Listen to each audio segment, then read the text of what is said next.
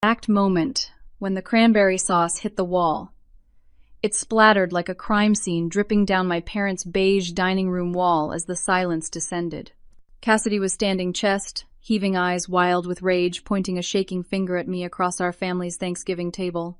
$8 million. $8 million. And you've been pretending to be normal this whole time. The turkey was getting cold, the stuffing forgotten, as my sister continued her meltdown.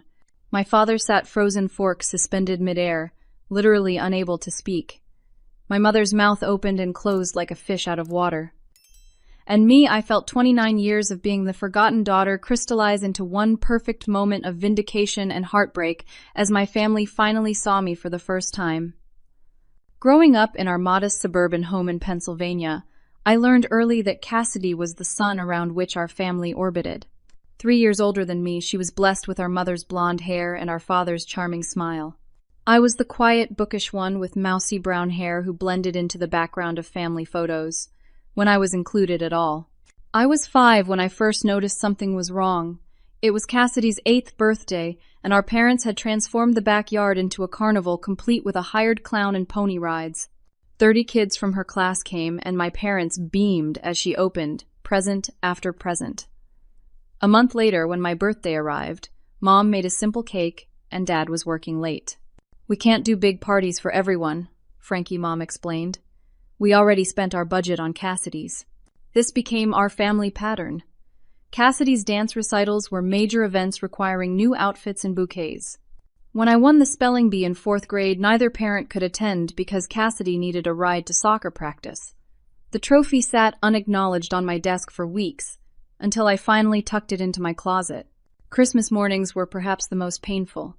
Cassidy would unwrap designer clothes, electronic gadgets, and whatever toy was trending that year.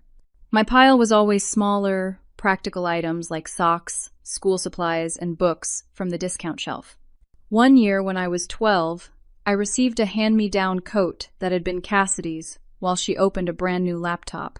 "Cassidy needs it for school projects," Dad explained when he saw my face. "You're still young. Your time will come." But my time never came. When I brought home straight, as my father would nod distractedly, when Cassidy brought home C's, there were celebrations for her improvement. Mom constantly compared us. "Why can't you be outgoing like your sister, or Cassidy makes friends so easily, Frankie? You should try harder." I learned to stop asking for attention.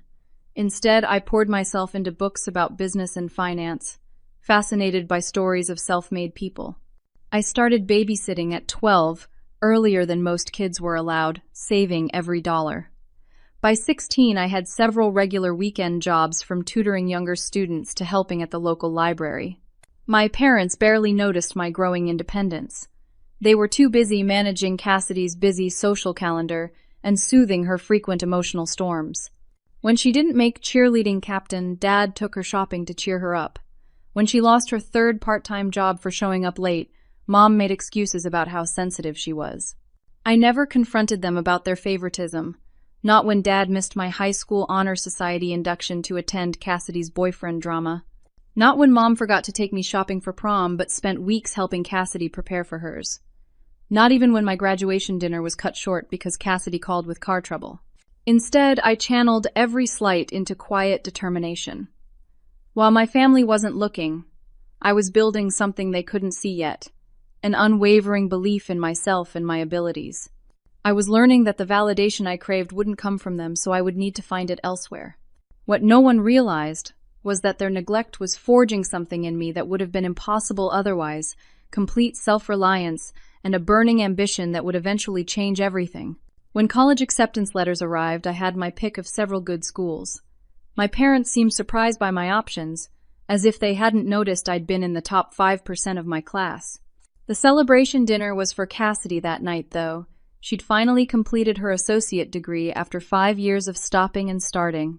"We can help a little with tuition," my father told me, "but you'll need scholarships and loans for the rest. College is expensive these days." I didn't argue, even though they'd paid for Cassidy's multiple attempts at higher education in full. Instead, I cobbled together partial scholarships, a work-study position, and a weekend job waiting tables to attend State University with a double major in finance and business administration. College was a revelation. Away from my family's dynamics, I found people who valued my intelligence and dedication. Professors praised my work ethic and analytical skills. My roommate Taylor became the first real friend who chose me, not just tolerated me as Cassidy's little sister. "You're the most focused person I've ever met," Taylor told me once. "You're going to be someone important someday." Those words fed something starving inside me. I worked harder taking extra classes while maintaining my jobs. I slept 4 hours most nights studying investment strategies and market trends after completing my regular coursework. While other students partied, I interned at a local financial firm for course credit and experience rather than pay. During my junior year, Cassidy dropped out of college again, this time to follow a boyfriend to Nashville where she planned to break into the music scene. When that relationship inevitably imploded 3 months later, my parents sent her money to come home and paid for her apartment while she found herself. Meanwhile, I graduated summa cum laude, though only my mother attended the ceremony. Dad stayed home because Cassidy was going through a rough patch after another breakup. I accepted my diploma with Taylor's parents cheering for me in the stands, having adopted me as their honorary daughter. My first job after college was in the financial department of a mid-sized corporation in Philadelphia. The starting salary was modest, but I lived frugally, sharing an apartment with 2 other recent graduates in a less desirable neighborhood. Every month I put 30% of my paycheck into savings and investments, starting with small, cautious moves in the market. During family dinners, my parents would vaguely ask about my job in the city before quickly turning to Cassidy's latest drama, her new retail position. She hated the coworkers who didn't appreciate her or her latest dating. Disaster. "Frankie's always been the steady one," Mom would say, as if my stability was somehow less interesting than Cassidy's chaos. "She's always been so independent." What they didn't know was that I'd started spending my evenings and weekends developing a financial consulting service for small businesses struggling with cash flow management. It began with one client, the owner of the coffee shop where I studied during college, who had mentioned his bookkeeping challenges. I offered to help organize his finances for a small fee, and the results were so impressive that he referred me to other local business owners. After 2 years at my corporate job, I was burning out from essentially working 2 full-time positions.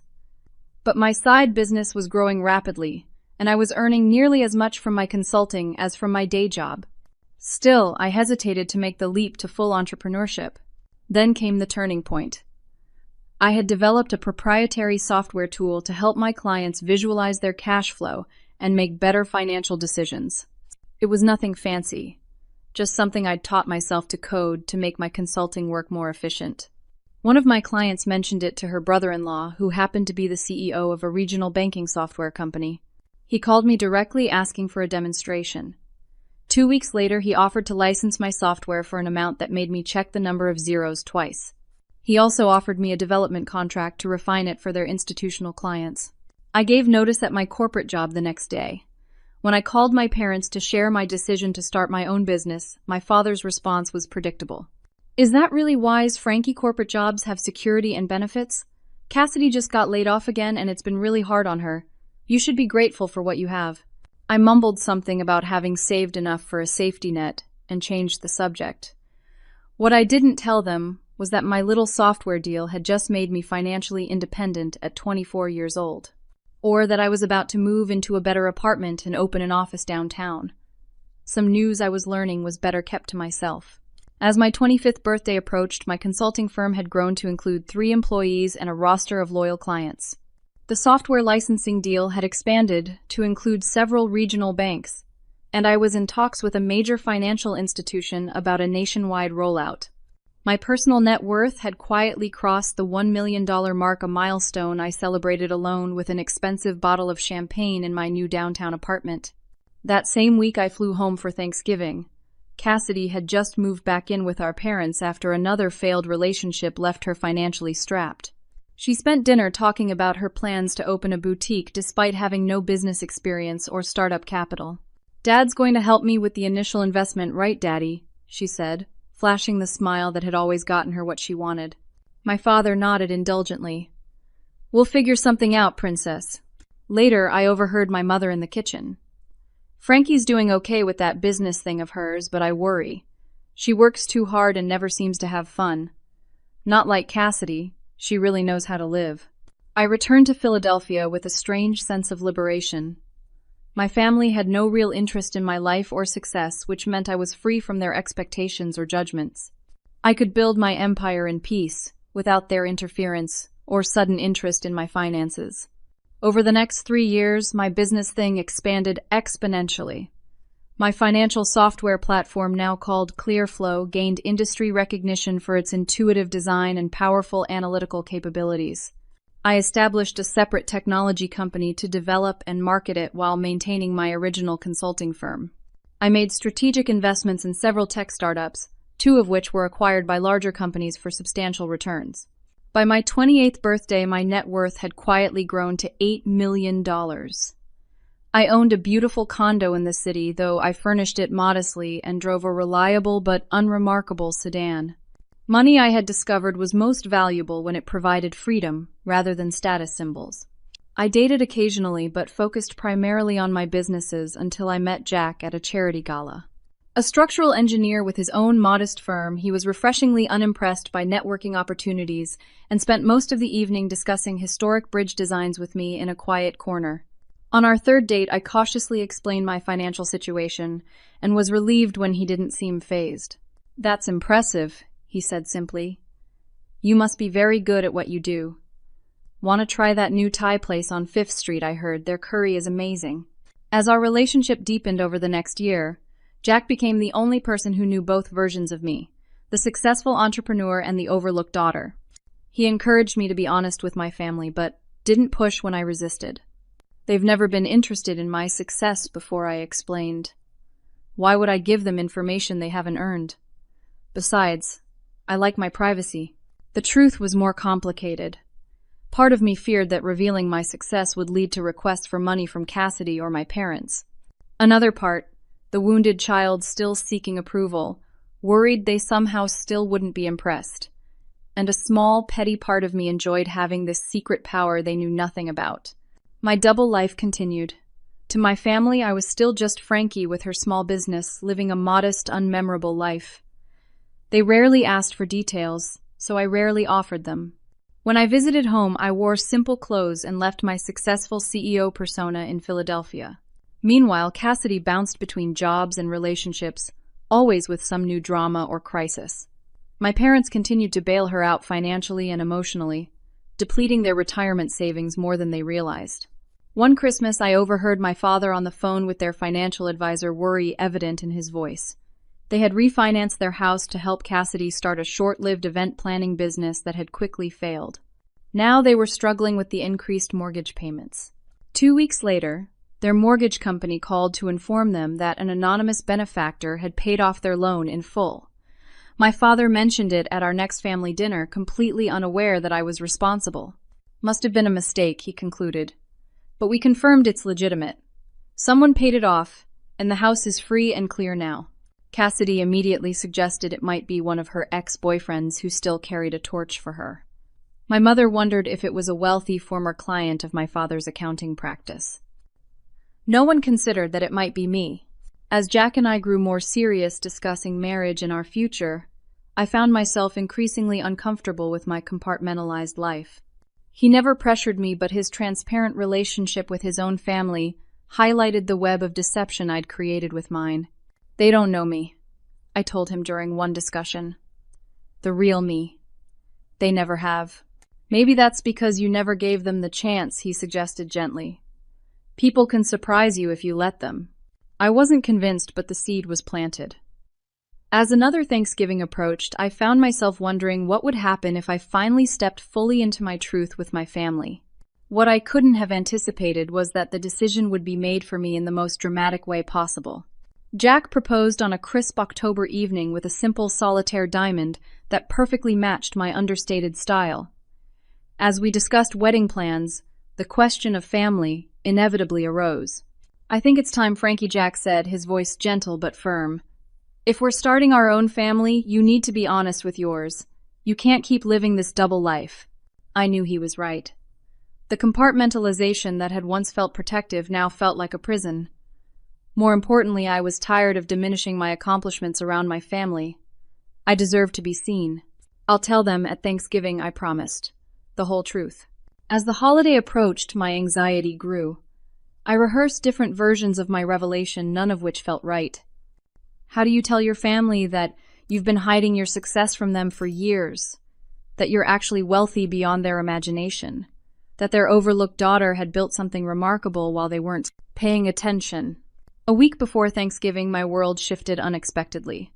Clearflow, my financial software company, was featured in Business Innovators magazine as part of their 30 Under 30 profile.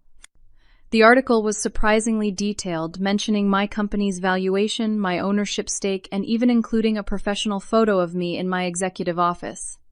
It described me as a financial technology wonderkind and quoted a venture capitalist estimating my personal net worth at north of $8 million. I hadn't sought the publicity. One of my board members had nominated me for the recognition without telling me. When the journalist called for an interview, I'd simply answered her questions honestly, not realizing how prominently the feature would be displayed. The morning the magazine hit newsstands, I received a cryptic text from my mother. "Looking forward to seeing you at Thanksgiving. Dad and I are so proud of all you've accomplished." It was such an uncharacteristic message that I immediately called her, but the conversation was oddly strained. She asked vague questions about how business was going but didn't mention the article. When I asked directly if something had happened, she laughed nervously and said everything was fine. Jack and I arrived at my parents' house on Thanksgiving Day to find an atmosphere thick with tension.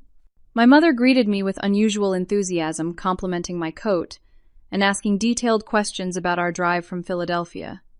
My father hugged me longer than usual, patting my back awkwardly. "My successful daughter," he said with a strange emphasis, "always knew you were smart." The house looked the same as always, modest and comfortable with the same furniture they'd had since I was a child. The dining room was set with the good china they used for special occasions, and the air was filled with the familiar scents of turkey and pumpkin pie. "Where's Cassidy?" I asked as we settled in the living room. "Running late as usual," my mother said with a forced smile. She texted that she's on her way. As we made awkward small talk, I noticed my parents exchanging glances whenever I spoke about work. Jack squeezed my hand supportively, sensing the undercurrents. I was about to address the elephant in the room when the front door banged open.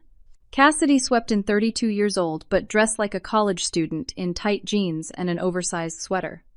Her eyes were red-rimmed, her movements jerky as she air-kissed our mother and nodded curtly to Jack and me. "Sorry I'm late," she said, though she clearly wasn't. Traffic was a nightmare. Throughout the afternoon, I caught Cassidy staring at me with an unfamiliar intensity. She kept checking her phone, scrolling with increasing agitation.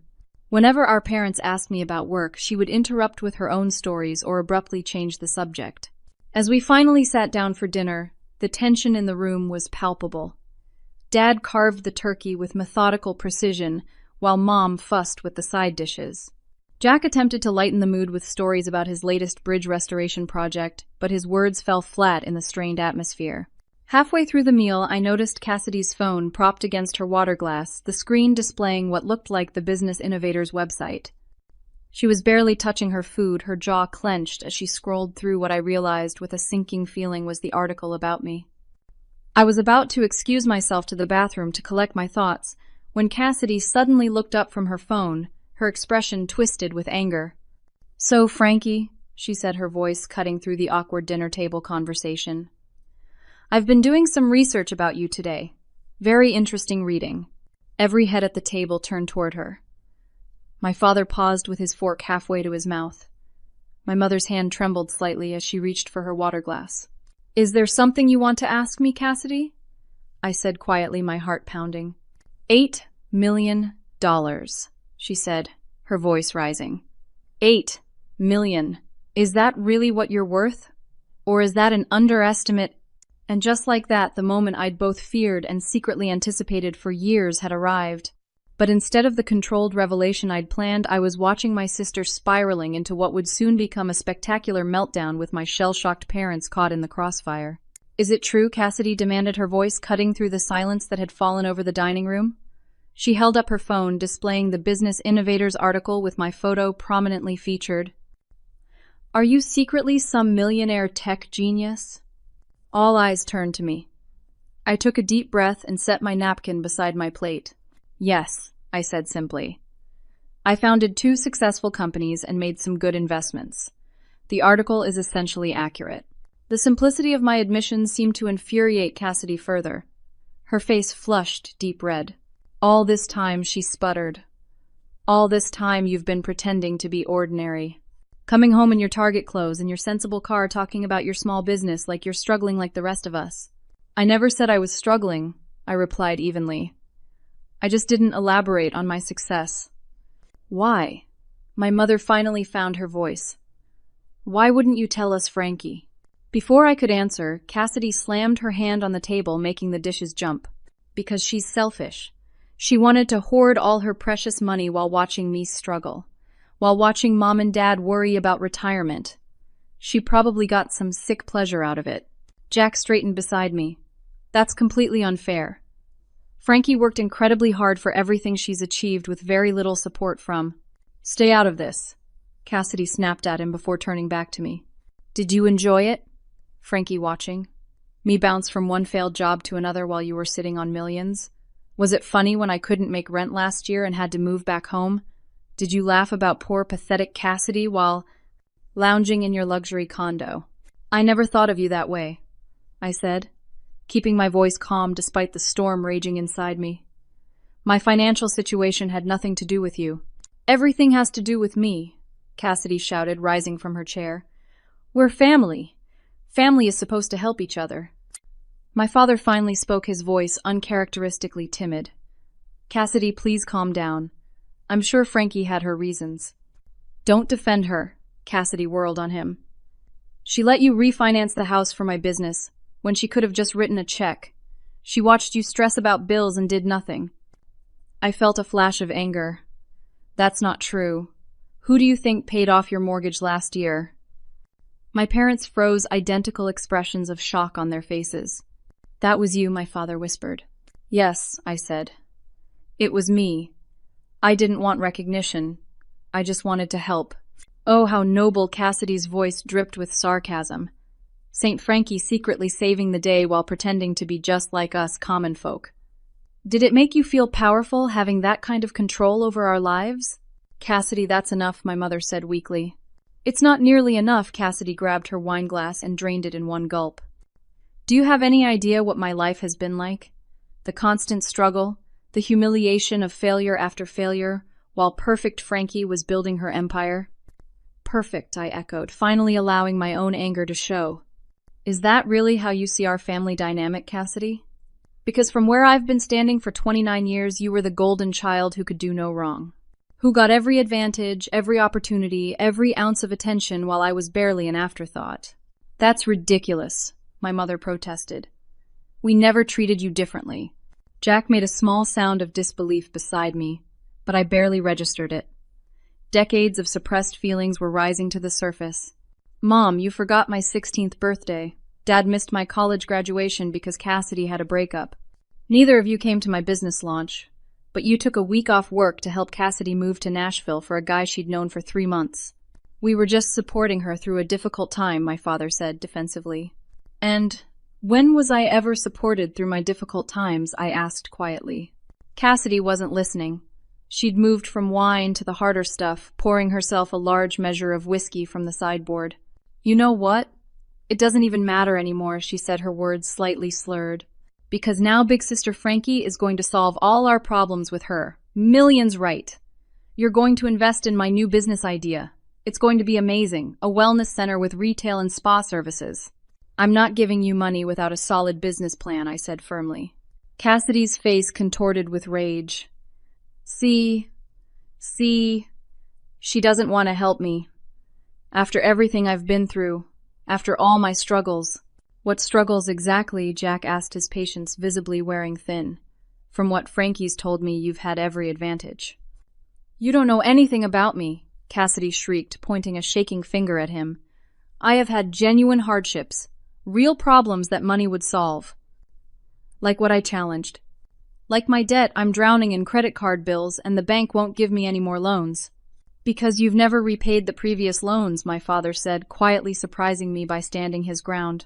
You're one to talk, Cassidy sneered at him. You wouldn't even have a house if it wasn't for your precious Frankie. That's unfair, Cassidy, my mother interjected. Your father has always done his best His best wasn't good enough. Cassidy shouted, tears now streaming down her face. None of us was good enough. And now Little Miss Perfect is a secret millionaire who's been laughing at us all behind our backs. I never laughed at anyone, I said firmly, and I worked for everything I have. Oh, please, you had advantages too, your precious scholarships, and… I earned those scholarships, I interrupted. And then I worked 30 hours a week while carrying a full course load to pay for the rest. What exactly did you do with the full ride Mom and Dad gave you? Cassidy's face twisted with rage. You think you're so much better than me, don't you? I never said that. You didn't have to say it. She grabbed the cranberry sauce bowl and hurled it against the wall where it shattered in a spectacular red splash. You've always thought it. Poor little, overlooked Frankie, so much smarter and better than everyone else. My father stood up so abruptly his chair fell backward. Cassidy Elizabeth, that's enough. Oh, now you stand up to me, she laughed bitterly. After years of giving me everything I wanted, after remortgaging your house to fund my business idea that I knew would probably fail, the room went completely silent. My mother's face drained of color. What did you just say? She whispered. Cassidy's eyes widened as she realized what she'd admitted. She backpedaled quickly. I didn't mean it like that. I was just stressed and you knew your business would fail. My father's voice was barely audible. We put our retirement on the line because you said it was a sure thing. Nothing's a sure thing in business, Cassidy mumbled, avoiding his eyes. It might have worked if what I asked, if you'd had any experience, any education in business management, any plan beyond a vague concept. At least I had dreams, Cassidy shouted, tears streaming down her face now. At least I wanted more than a boring corporate existence. At least I lived. And who funded that living? I stood up now, too unable to contain my anger any longer. Who paid for your adventures and your failures and your dreams? Not you, Mom and Dad sacrificed everything for you and you knew you were taking advantage of them. That's not fair. I was going to pay them back when? When? What? When your next half-baked scheme magically succeeded despite your complete lack of effort or planning, when someone handed you the easy life you've always felt entitled to. Cassidy lunged toward me, but Jack stepped between us. She stumbled backward, knocking over a side table and sending my mother's cherished vase crashing to the floor. This is your fault, she screamed at me as my mother rushed to salvage the broken pieces. Everything was fine until you showed up with your millions and your perfect boyfriend and your success. You've ruined everything. With that final accusation, she stormed out of the dining room. Moments later, we heard the front door slam, followed by the screech of tires as she drove away. The silence she left behind was deafening. My father stood motionless, staring at the cranberry sauce dripping down the wall. My mother knelt on the floor, quietly crying as she gathered broken ceramic shards. Jack moved to help her, gently taking the sharp pieces from her trembling hands. I remained standing, suddenly aware that nothing in my family would ever be the same again. The carefully constructed illusions we'd all been living with had shattered even more completely than that vase, leaving us to figure out what, if anything, could be salvaged from the wreckage of our Thanksgiving dinner. After Cassidy's dramatic exit, we moved like sleepwalkers, mechanically clearing the ruined dinner from the table. No one spoke as Jack wiped cranberry sauce from the wall, and I swept up the broken vase. My mother disappeared upstairs, and my father retreated to his study. Jack touched my arm gently. Do you want me to give you some privacy with your parents? I nodded gratefully. Maybe go to that coffee shop down the street. I'll text you when we've talked. After he left, I stood in the hallway between my father's study and the staircase leading to my parents' bedroom, uncertain which parent to approach first. The decision was made for me when my father appeared in the study doorway, looking suddenly old and defeated. We should talk, he said, simply gesturing me inside. His study had always been a sacred space filled with accounting books and family photos, most featuring Cassidy's smiling face at various ages. I sat in the leather visitor's chair while he settled heavily behind his desk, more from habit than any desire to maintain authority, I suspected. Is it true what Cassidy said? He asked after a long silence. About knowing her business would likely fail. I can't speak to what Cassidy knew or didn't know, I said carefully. But her business plan had fundamental flaws that any experienced entrepreneur would have recognized immediately. He rubbed his face wearily. Why didn't you say anything? The question ignited a spark of anger I thought had burned out. When would I have said something, Dad? When you announced your decision after it was already made, or during one of the many consultations with me that never happened? My father flinched. We didn't think you'd be interested in Cassidy's business ventures. You didn't think of me at all, I said quietly. That's the truth, isn't it? I wasn't even a factor in the equation. He opened his mouth as if to deny it, then closed it again, his shoulders slumping. I don't know what to say that wouldn't sound like an excuse. Try honesty, I suggested. After 29 years, I think I've earned that much. He stared at the desktop for several long moments before finally meeting my eyes. You're right. We didn't think of consulting you. Not because we didn't respect your opinion, but because... He struggled visibly, because we've grown so used to you, not needing us, that sometimes we forget to include you at all. I did need you, I said, my voice catching. Every child needs their parents. Dad, I just learned to hide it because my needs always came second to Cassidy's. He winced. We never meant to make you feel that way. But I did feel that way, every day for as long as I can remember. A heavy silence fell between us, broken only by the sound of footsteps on the stairs. My mother appeared in the doorway, her eyes red but her composure restored. I think I need to be part of this conversation, she said, pulling up another chair. For the next hour, we talked more honestly than we ever had before. I described birthdays and Christmases from my perspective, achievements that went uncelebrated, and the gradual realization that I would always be secondary in their attention. My parents listened without interrupting, occasional tears sliding down my mother's cheeks. Why didn't you ever say anything? She finally asked. Would it have made a difference? I countered. Or would you have told me I was being too sensitive, too needy, too much like Cassidy? My mother flinched at the comparison. We never meant to hurt you, Frankie. Cassidy always seemed to need so much more. And I made it easy for you by needing less, I acknowledged. But that wasn't fair to any of us. My father cleared his throat. About the mortgage, he began awkwardly. I don't regret paying it off, I said firmly. But I wish you had felt you could come to me directly instead of struggling alone. Pride, he admitted. And shame. What kind of father asks his daughter for financial help? The kind who supported her through college and gave her the foundation to succeed, I said gently. It shouldn't have been a one-way street, Dad. He nodded, blinking rapidly. Thank you. Not just for the house, but for forcing us to have this conversation. It's long overdue. My mother reached for my hand across the desk. I need to tell you something that might help explain some things, though it doesn't excuse them. She took a deep breath before continuing. When I was 9, my older sister died in an accident. She was 12, blonde and beautiful like Cassidy. My parents never recovered from the loss. After that, nothing I did could fill the hole she left. I was always the lesser daughter, the replacement that wasn't quite good enough. Her revelations stunned me into silence. In all our years together, she had never mentioned having a sister. When Cassidy was born, she continued, she looked so much like my sister that sometimes it took my breath away. And I think I unconsciously tried to give her the love and attention I never got. I overcompensated. And in doing so, I repeated the pattern with you that hurt me so deeply as a child. Mom, I whispered, my anger giving way to a complex mixture of emotions I couldn't immediately identify. It doesn't excuse what we did, she said firmly. But I want you to know it wasn't because we loved you less or valued you less. We got caught in patterns we didn't even recognize until tonight. My father reached across the desk to take both our hands, creating a circle. I enabled it too. Cassidy's needs were always so loud, so immediate. Your independence made it easy to focus on her and assume you were fine. That was our failure, not yours. The conversation continued long into the evening, painful but necessary. We talked about Cassidy, about my companies, about Jack and our engagement. For perhaps the first time, my parents asked questions and genuinely listened to the answers. There were moments of tension and tears, but also unexpected laughter, as I shared stories of my early entrepreneurial attempts.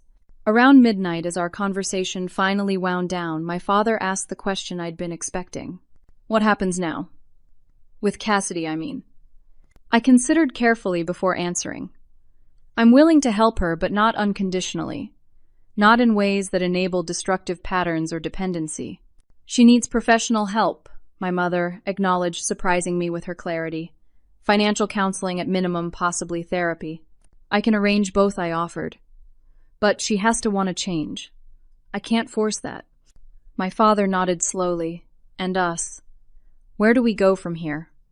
I thought about Jack waiting patiently at the coffee shop, about the life we were building together, and about the broken family dynamics that had shaped me for better and worse. We start over, I said, finally. Not forgetting the past, but not held prisoner by it either. We try to build something healthier, with honest communication and realistic expectations. I'd like that, my mother said softly. Very much. As I texted Jack to come back to the house, I felt something shift within me. Not the neat resolution of a fairy tale ending, but the bittersweet beginning of a more authentic relationship with my family. The road ahead would have its challenges, but for the first time I believed we might navigate them together, eyes open to both our limitations and our possibilities. 3 months after the Thanksgiving meltdown, I stood in my parents' freshly painted living room watching as my father carefully hung a family portrait. It wasn't an old photo, but a new one taken just weeks ago, all of us together with genuine smiles that reached our eyes. A little to the left, Dad, I suggested, and he adjusted accordingly. Perfect, my mother said, coming in with a tray of coffee. The first of many new memories.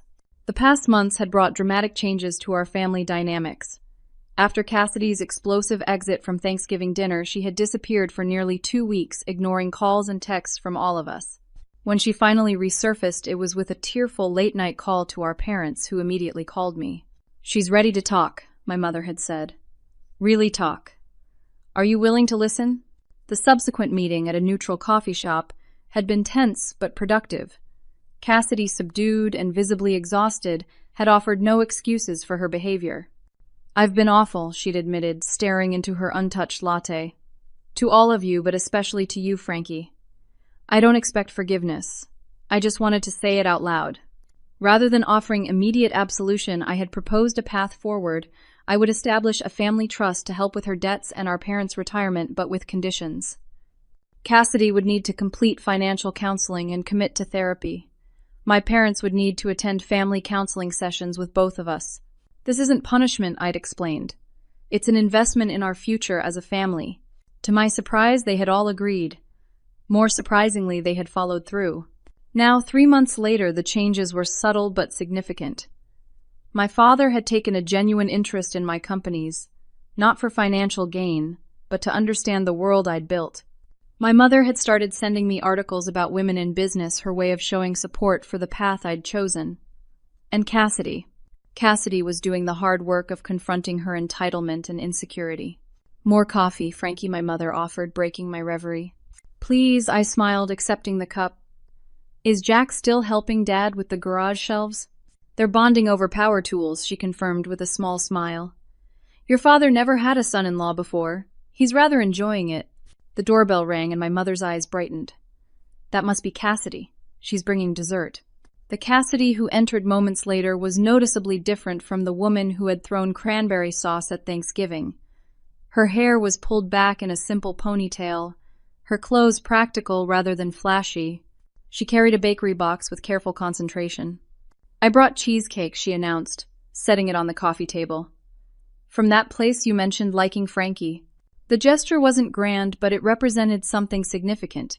Cassidy remembering someone else's preference and acting on it. Thank you, I said simply. That was thoughtful. She accepted the compliment with a quick nod, then glanced at the new family portrait. That turned out really well. First time we've all genuinely smiled in a photo together, my mother observed. Maybe not the last, Cassidy said tentatively. We moved to the dining room for lunch, the same table that had witnessed so much drama months before. Jack and my father joined us, discussing the merits of different types of wood for shelving. The conversation flowed more naturally than it ever had in our family gatherings, with everyone given space to speak and be heard. During dessert, Cassidy cleared her throat nervously. I have some news, she announced. I got a job. A real one with benefits and everything. That's wonderful, my mother exclaimed. Where? It's an administrative position at Valley Community College, Cassidy explained. Nothing glamorous but stable. and they offer free classes to employees, so I'm going to finally finish my degree. In business administration, she added with a significant glance at me. I'm proud of you, I said sincerely. That's a solid plan. My therapist helped me realize I need to build something real instead of chasing get-rich-quick schemes, she admitted. It's humbling to start at the bottom at 32, but better late than never, right? Exactly right, my father affirmed. And we're here to support you, appropriately this time. The significance of his qualifier wasn't lost on any of us. My parents were learning new patterns too, offering encouragement without enabling dependency. After lunch, while everyone else cleaned up, Jack pulled me aside onto the back porch. The February air was crisp, but the sky was clear and promising. So he said, wrapping his arms around me from behind, "Should we tell them our news?" My hand drifted unconsciously to my stomach, still flat, but harboring our 4-week secret. "Are you ready for the fuss? Mom's gonna start knitting baby blankets immediately?" He laughed softly. "I think I can handle it. The question is, are you ready?" I considered the complex journey that had brought us to this moment. The hurt child who had built walls to protect herself. The ambitious woman who had created success in the shadow of neglect. The adult learning that vulnerability could be strength, not weakness. Yes, I decided. I'm ready. This baby deserves grandparents who can love them openly. And I want to give our child what I didn't have. A family where everyone is seen and valued for exactly who they are. When we shared our news, the joy was unrestrained, and for the first time in my memory, equally directed toward both Jack and me. My mother did indeed immediately start planning baby projects, while my father spoke emotionally about becoming a grandfather. Even Cassidy's congratulations seemed genuinely happy without the undercurrent of jealousy that would have been inevitable before. As the afternoon waned into evening, I found myself alone with my father in his study. He was showing me old family photos I'd never seen, including several of me as a young child that had been tucked away in albums I never knew existed. "I want you to know," he said carefully, "that while we made terrible mistakes in how we showed it, we have always loved you, Frankie. Always." "I believe you," I said, surprising myself with the truth of it. "And I love you too, Dad. That never changed, even when it hurt." He cleared his throat, emotions threatening to overwhelm him. "Your child will never doubt their worth. Not with you as their mother." "I hope not," I said softly. "I'm learning from both your mistakes and your strengths." Later that night, as Jack and I drove back to our home in Philadelphia, I felt a sense of peace that had eluded me for most of my life. The wounds of the past hadn't magically disappeared, but they had begun to heal, transforming into wisdom rather than bitterness. "Are you okay?" Jack asked, glancing away from the road to study my contemplative expression. "More than okay," I assured him, squeezing his hand. "I'm just thinking about how life never turns out quite how you expect. Sometimes it's better in ways you couldn't have imagined." My journey had taught me that true success isn't measured in dollars or achievements, but in the courage to be authentic and the strength to forge connections even after betrayal. The $8 million that had sparked our family crisis had never been the real issue. It was merely the catalyst that forced us to confront decades of unspoken pain and patterns. As we drove toward our future, I realized that the greatest wealth I possessed wasn't in my bank accounts or businesses, but in the hard-won wisdom that even broken relationships can be mended if there's enough love, honesty, and willingness to change. That sometimes the most powerful act isn't walking away from those who hurt you, but staying to build something new together, something better than what came before. What about you?